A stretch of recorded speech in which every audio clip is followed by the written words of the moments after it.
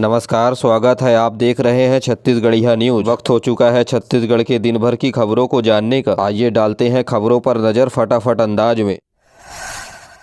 होली से पहले दिल्ली में लगा किसानों का मेला। छत्तीसगढ़ के शुद्ध और जैविक उत्पादों की बड़ी डिमांड, जमकर हो रही है खरीदी। होली से पहले दिल्ली में किसानों का मेला लगा है, जहां छत्तीसगढ़ के शुद्ध और जैविक उत्पाद लेकर महिला किसान शामिल हुई हैं, जिसे खरीदने के लिए काफी भीड़ उमड़ रही है। राष्ट्रीय सहकारी विकास निगम और लघु कृषक कृषि व्यापार संघ की तरफ से दिल्ली के हौज खास स्थित NCDC कैंपस में किसान उत्पादक संगठन FPO का मेला लगा है। 19 से 21 मार्च तक 3 दिनों तक चलने वाले इस मेले में 18 राज्यों के 40 किसान उत्पादक संगठन शामिल हुए हैं। इनमें छत्तीसगढ़ की राजधानी रायपुर से सत्य साई महिला बहुउद्देशीय सहकारी मर्यादित द्वारा अपने क्षेत्र तैयार उत्पादकों का स्टॉल लगाया गया है। दुकान पर आप मोटे अनाज से बने उत्पाद भी खरीद सकते हैं, तो वहीं बेहतर क्वालिटी के शहद, मसाला, अचार, साबुन आदि कई उपलब्ध है। सामान में अनाज तथा सोयाबीन तथा मल्टीग्रेन आटा भी उपलब्ध है।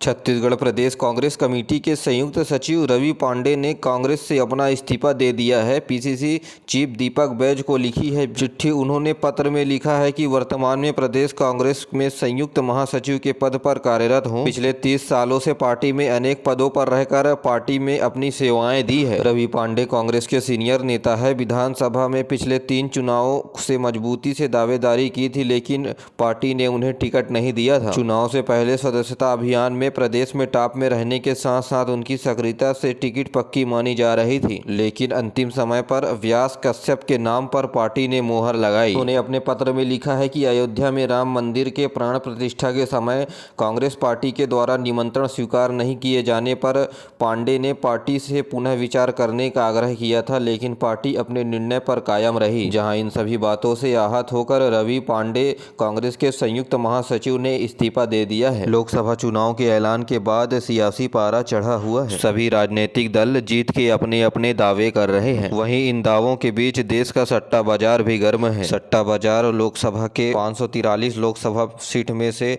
331 लोकसभा की सीटें बीजेपी के खाते में बता रहे हैं, तो वहीं सट्टा बाजार कांग्रेस पार्टी को 43 सीटें दे रही है। तो वहीं छत्तीसगढ़ की बात करें तो यहाँ की सभी सीटों को बीजेपी को दिया जा रहा है। साफ है कि सट्टा बाजार के हिसाब से देश में बीजेपी की सरकार बन रही है। इससे पहले 9 मार्च को सट्टा बाजार ने भाजपा को 332 सीटें मिलने का दावा किया था। इसके अलावा सट्टा बाजार में गुजरात, मध्य प्रदेश, राजस्थान, छत्तीसगढ़, उत्तराखंड, दिल्ली और हिमाचल प्रदेश में क्लीन स्वीप दिखाया जा रहा है। संत युधिष्ठिर लाल ने निःशुल्क गुलाल वितरण का किया शुभारंभ। छत्तीसगढ़ के सिंधी काउंसिल ने बच्चे को गुलाल और बाटी पिचकारी। 4 दिनों तक चलेगा निःशुल्क वितरण का कार्यक्रम। सिंधी समाज के द्वारा पंडरी कपड़ा मार्केट में हर्बल गुलाल और पिचकारी का वितरण किया। मुख्य अतिथि सप्ताणी दरबार तीर्थ के संत युधिष्ठिर लाल ने निःशुल्क गुलाल वितरण का कार्यक्रम शुरू किया। संत युधिष्ठिर ने कहा कि लगातार सिंधी काउंसिल जनहित के कार्य करती नजर आ रही है। किसी जरूरतमंद को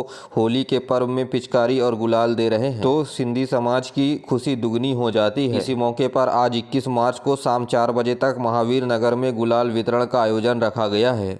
सचिन पायलट 2 दिन छत्तीसगढ़ में रहेंगे। 21 मार्च को जांजगीर बिलासपुर लोकसभा का दौरा करेंगे। 22 को रायपुर में लेंगे बैठक। कांग्रेस के प्रदेश प्रभारी सचिन पायलट 21 मार्च को 2 दिवसीय छत्तीसगढ़ दौरे पर आ रहे हैं। इस दौरान वे रायपुर, बिलासपुर, जांजगीर चांपा लोकसभा सीट का दौरा करेंगे।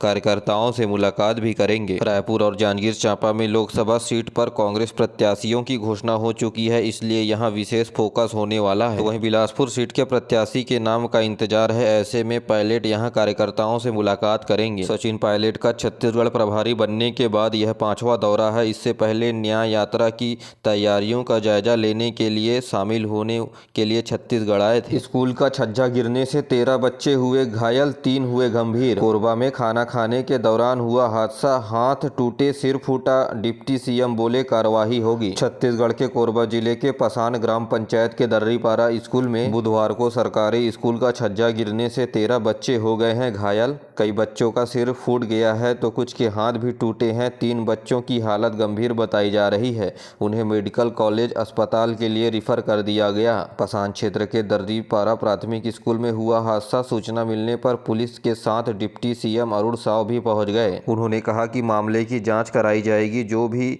इसके लिए जिम्मेदार होगा उन पर कार्रवाई होगी। गौरतलब है कि प्राथमिक स्कूल में दोपहर लंच के दौरान बच्चे बरामदे में बैठकर मिड डे मील खा रहे थे। इसी दौरान छज्जा भरभराकर बच्चों के ऊपर गिर पड़ा। हादसे के बाद स्कूल में चीख पुकार मच गई। पता चलते ही पेरेंट्स भी स्कूल पहुंच गए और बच्चों को निकालने का प्रयास शुरू किया।